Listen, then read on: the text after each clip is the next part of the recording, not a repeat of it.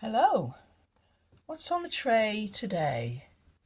It's something very small and it's made of copper because it's made from an old penny. Do you remember I showed you some of those before? Because I've got loads of them. Old pennies, 12 of them in a shilling and so on. This is a little model of a Spitfire plane.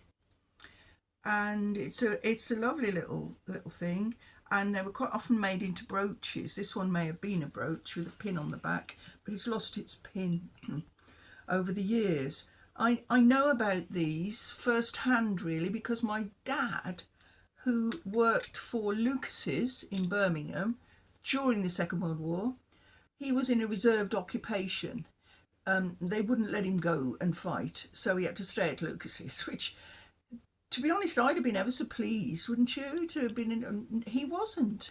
His brother went and fought, but he wasn't allowed to because he worked for Lucas's. He was doing important work for the nation. Well, they had a lot of time apparently on their hands at Lucas's, and my dad told me this is not just him. This is thousands of other guys. They set about making things that were called foreigners.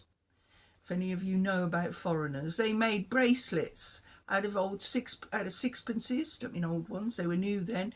The small silver sixpences. They made all sorts of things that they could then take home to their missus and give them her for Christmas or whatever they might do. And it was something they'd made on the machinery that belonged to Lucas's in a bit of a downtime when there was nothing specially to do. So that's what that is. That's a Lucas Foreigner made into a Spitfire. That is one that my dad made, by the way, and that's the penny that it was made from.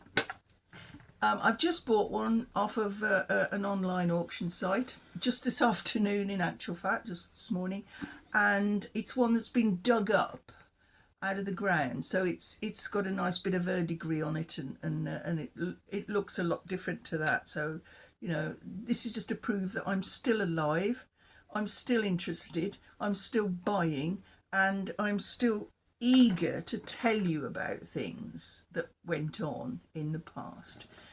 A foreigner, that's called, something made with the firm's equipment that shouldn't have been really, but yes, it should.